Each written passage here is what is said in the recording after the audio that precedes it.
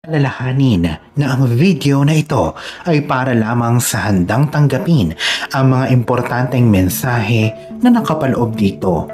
May bukas na puso at isipan at may handang kamalayan at kalooban sa mga ganitong bagay.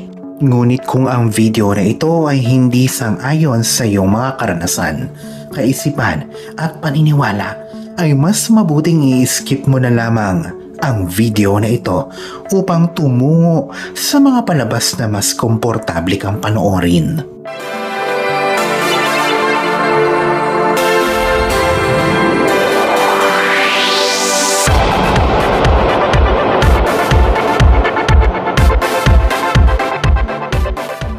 Sumagi na ba ito sa iyong isipan ang misteryo sa likod ng pagkagising mo sa 3:00 ng madaling araw?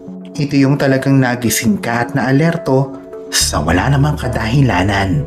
Ito ay hindi naman nakakapinsala, pero may malalim na espiritual na significance at lumalagpas sa mga kadalasang dahilan kung bakit nauudlot ang tulog ng isang tao sa madaling araw, partikular na ang 3:00 o 3 a.m.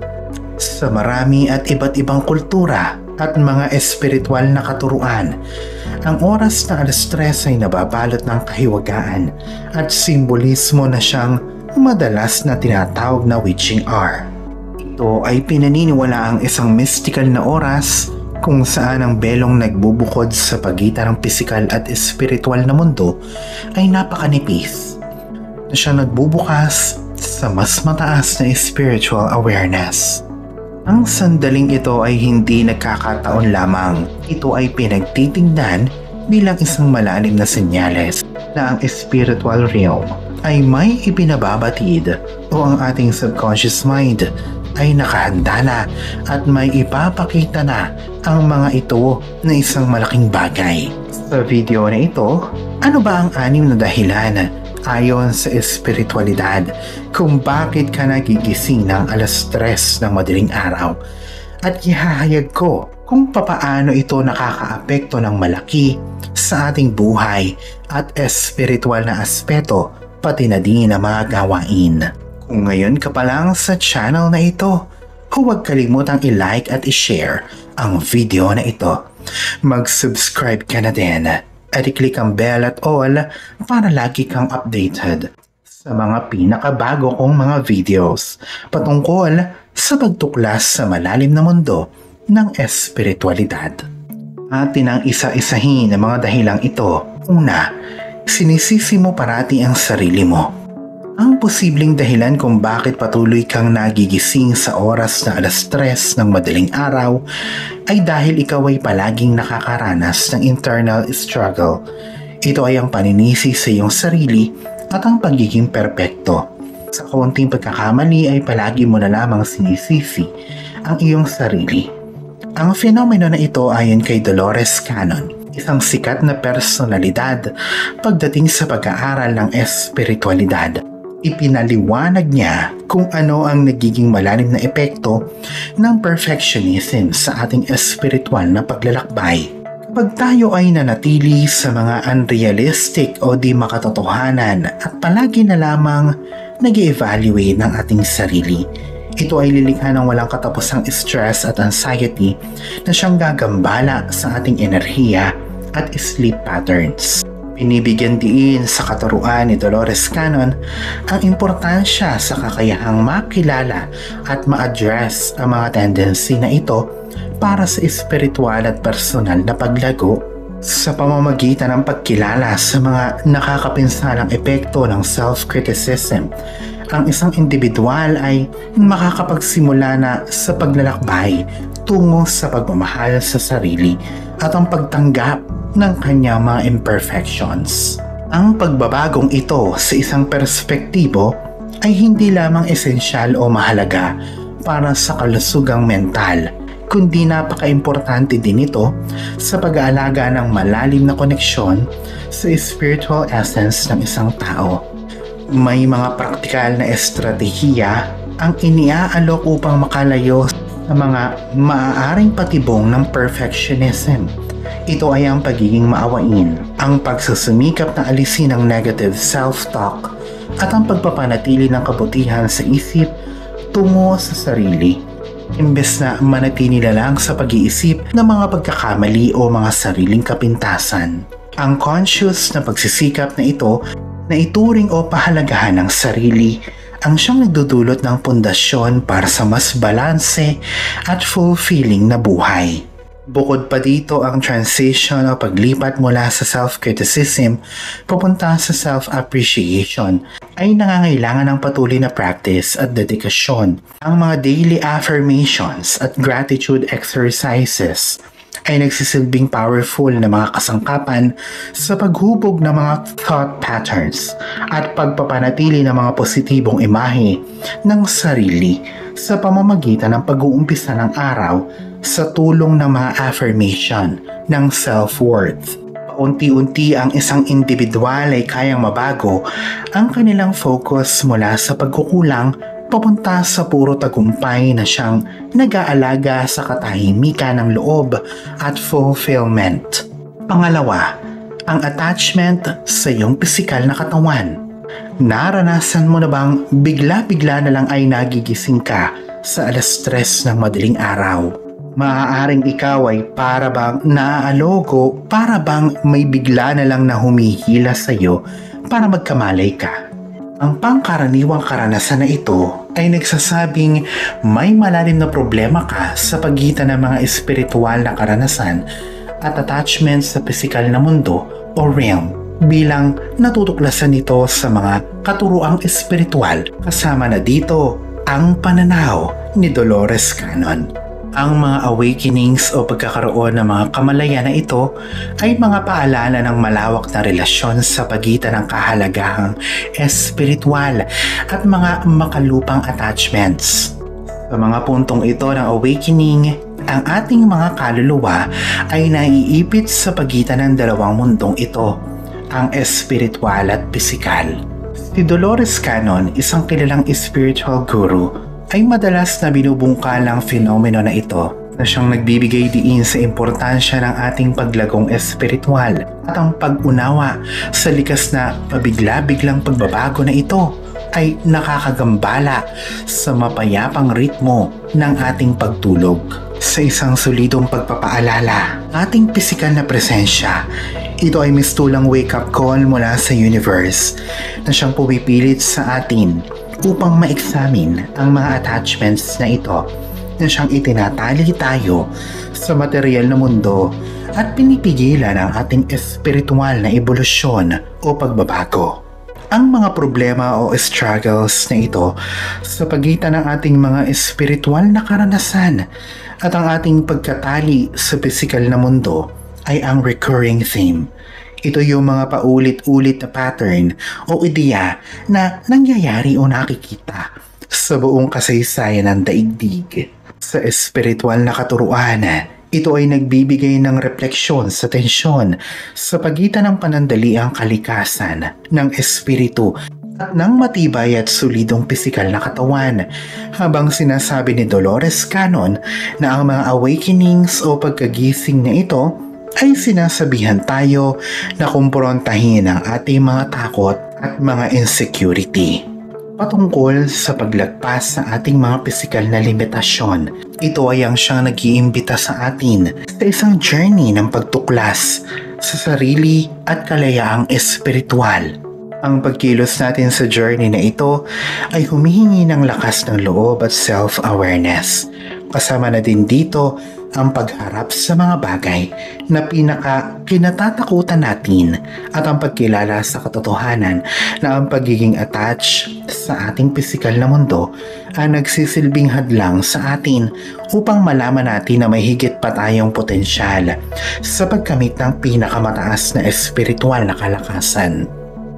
Pagyakap sa mga awakenings na ito, ang mga espiritual na pagkamulat bilang mga oportunidad sa paglago at introspection ay makakayanan natin na makawala sa mga emotional ties na siya nagbubulid o nagtatali sa atin sa material na mundo. Pinapalaya din tayo nito upang matuklasan natin ang walang limitasyon na posibilidad ng ating espiritual na eksistensya habang tayo ay nasa tugatog ng espiritual na ebolusyon. Pangatlo, patungkol sa pagkakaroon ng espiritual na pagbabago, ang paulit-ulit na pagkagising sa alas 3 ng madaling araw ay may natatagong potensyal na ipakita ang nalalapit na espiritual na transformasyon. Ang fenomeno na ito ay kadalasang may interpretasyon na higit pa sa pagkaantala ng tulog. Ito ay isang powerful na simbolo na indikasyon na may malaking pagbabagong magaganap sa iyong buhay. Ang malapit ng mangyari. Sa alas 3 ng madaling araw, ang espiritual na belo o tela na naghahati sa pagitan ng espiritual at pisikal na mundo ay napakanipis. Ang panandaliang pagtatagpo na ito ay lumilikha ng opportunistic na pagkakataon para sa mga individual na nakakaranas ng pinataas na receptivity sa mga espiritual na insights at mga enerhiya. Ang katahimikan ng gabi ang siyang nangangalaga sa isang kapaligiran na conducive sa introspection at reflection na siya namang nagbibigay daan para sa mga tao na halukayin pa ng mas malalim ang kaloob-looban ng kanilang sarili. Sa mga oras na ito sa madaling araw, ang isang individual ay maaaring makita ang kanilang mga sarili na may katanungan sila sa buhay at naghahanap ng kasagutan sa kanilang mga buhay. Ang pagkaantala ng pagtulog ay nagbibigay ng hudyat na may nangyayaring introspection at soul searching. Habang ang isang tao ay hinaharap ang kanilang kasalukuyang landas at ikonsidera ang mga bagong posibilidad para sa personal na paglago. Sa pagkilos sa panahong ito ng kamalayang espiritual, ito ay humihingi ng pagiging bukas ng isip at receptivity sa mga mensahe na naipapahatid sa iyo. Ang mga individual ay hinihikayat na yakapin ang mga uncertainties ng transformative process na ito. Ang pagtitiwala sa kanilang inner wisdom at mapaggabay na kamay ng sansinukob sa pamamagitan ng pag-surrender sa daloy ng mga espiritual na enerhiya. Ang mga individual ay kayang bigyan ng daan ang malalim na pagbabago sa consciousness at personal na transformasyon. Pang-apat, ang pagbalik sa astral world. Ang ideya ng pag-alis natin sa mga pisikal na katawan at pagtuklas sa iba pang realm o daigdig habang tayo ay natutulog ay parang nagmumula sa isang science fiction na pelikula. Ngunit ayon sa espiritual na mga katuruan, ito ay isang totoong phenomenon na tinatawag na astral projection. Ang isa pang nakakaintrigang aspeto ng astral projection ay ang posibilidad na paggising sa alas 3 ng madaling araw na may pakiramdam na ikaw ay pagod galing sa isang malayong paglalakbay. Higit sa pisikal na mundo, ang karanasang ito ay kadalasang napapagdiskusyonan sa mga espiritual na pagtitipon na ang ating katawan ay sandali ang iniiwanan ng ating mga katawan upang ma-explore ang astral plane habang tayo ay natutulog. Si Dolores Cannon ay isang espiritual na guro na nagsusuhestyon na ang mga pagkagising na ito sa alas 3 ng madaling araw ay pwedeng maging indikasyon ng mabilis na pagpasok muli ng ating espiritu o kaluluwa sa mga pisikal nating katawan. Pagkatapos ng paglalakbay na ito sa astral, ang biglaang pagkagising na ito ay nakikita bilang isang senyales na ang ating kaluluwa ay kumukonekta muli sa ating pisikal na katawan na siyang nagmamarka sa pagtatapos ng isang paglalakbay sa astral realm. Ito ay isang nakakaintrigang konsepto na siyang nagbubukas sa pinto sa mas malalim pang pag-unawa sa ating mga espiritual na mga karanasan habang tayo ay natutulog. Ang astral plane ay kadalasang nailalarawan na isang dimensyon na lagpas sa nakikita ng ating mga mata. Ang pisikal na mundo ay pinaniniwalaang nagbibigay ng saloobin at mga karanasan na siyang may kontribusyon sa ating espiritual na paglago. Habang ang ating mga katawan ay nakapahinga, ang ating namang mga espiritu ay malayang nakakatuklas at nakakagala sa realm na mayroon tayo. Nakaka-encounter ng iba't ibang enerhiya, entities at kapaligiran o environment. Ang mga karanasang ito ay kayang magbigay sa atin ng mahalagang aral at perspektibo na siya nagpapayaman sa ating espiritual na paglalakbay.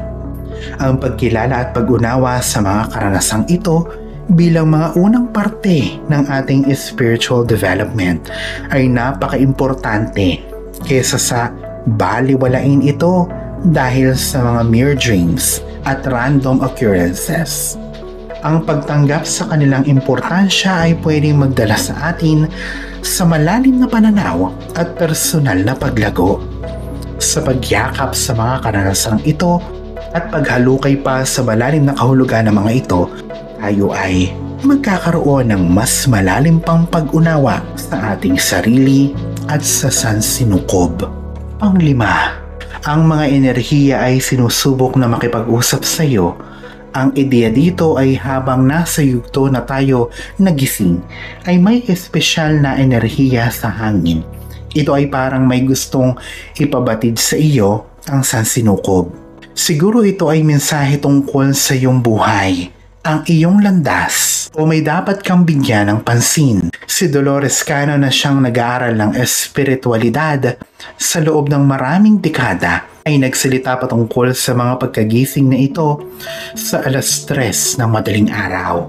Partikular na pinaniniwalaan na ang pagkagising sa oras na ito sa umaga, ang espiritual na tela na siyang nagbubukod o pumapagitan sa dalawang mundo. Ang espiritual at pisikal na mundo ay nagiging mas manipis.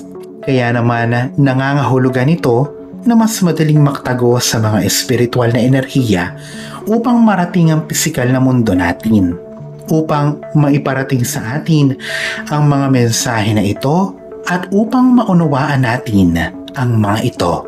Nagsuhestyon si Cano ng mga mainam na gawin at isa na dito ang meditation.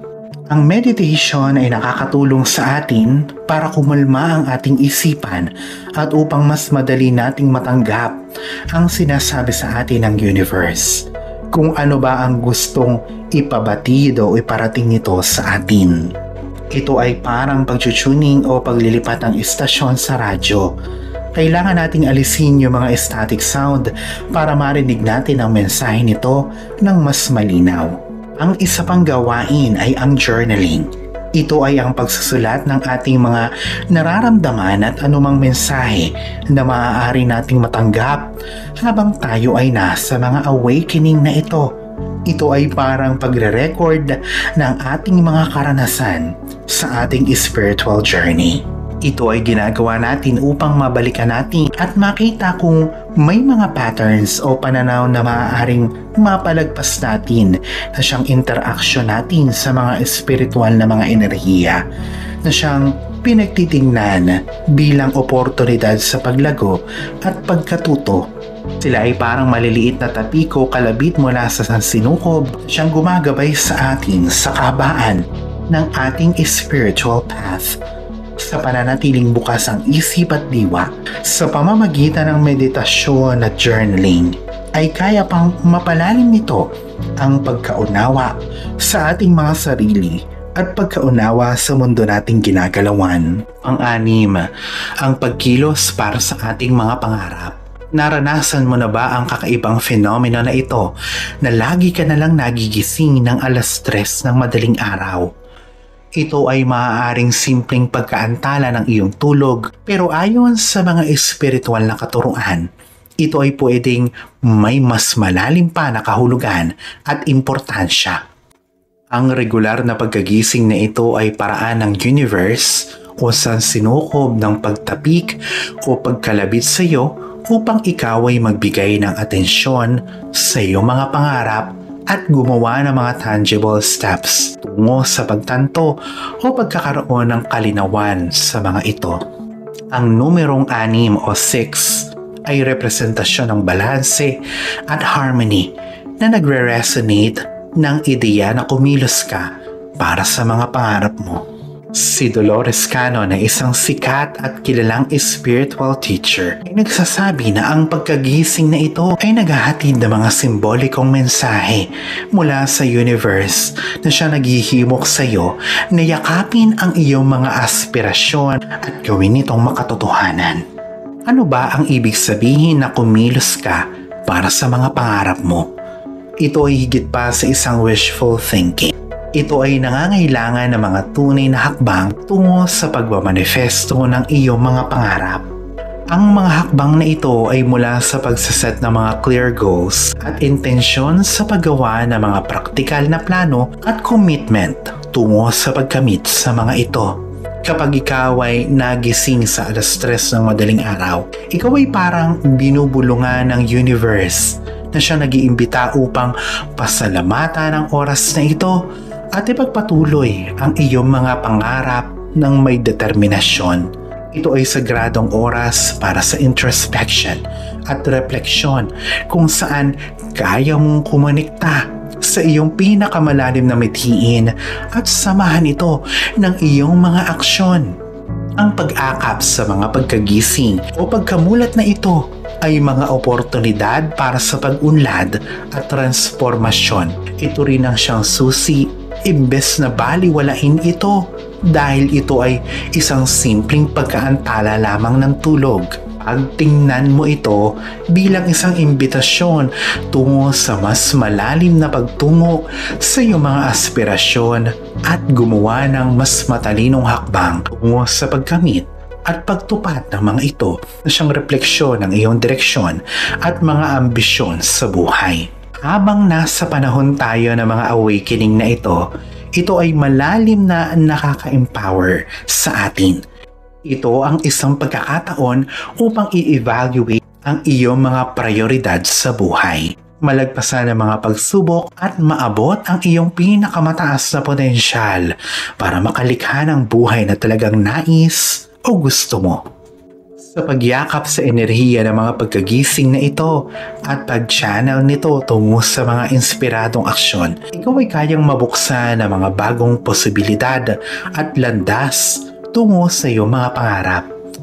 Magtiwala sa karunungan ng sansinukob at sa iyong abilidad upang malikha ang iyong realidad sa isang conscious na pagpili.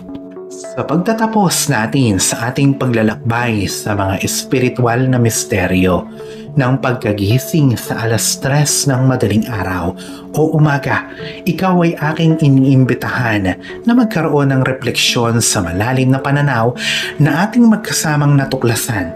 Napag-isipan mo na ba ng malalim ang importansya ng pagkagising ng 3:00 ng umaga at ang potensyal na impact nito sa iyong spiritual journey mula sa napag-aralan natin ngayon? Hindi lamang ito isang simpleng pagkaantala ng tulog, ngunit ito ay ang siyading daan sa mas malalim pang pag-unawa at paglago. Hinihimo kita na sana ay ibahagi mo ang iyong mga naiisip at mga karanasan sa comment section. Nakaranas ka na ba nito? Ano ang iyong mga pananaw patungkol dito? Nawa ay ipagpatuloy mo na maging gising ka, samahi ka at karunungan sa iyong kaloob-looban na siyang gagabay sa iyo sa iyong landas tungo sa iyong spiritual fulfillment. Yakapin ang bawat sandali bilang oportunidad para sa paglago ng sarili at transformasyon. Maraming salamat, Kalaurel. Alalahanin na sa poong may kapal pa din, nagmumula ang lahat ng pagpapala, ang kasipagan at ang kabutihan sa ating kapwa kasabay ng buo mong pananalig sa may kapal. Ang siya pa rin na dapat ay manaig. Ang mga ito ay mga gabay lamang. This is Fiddle Rosario. Thank you for watching.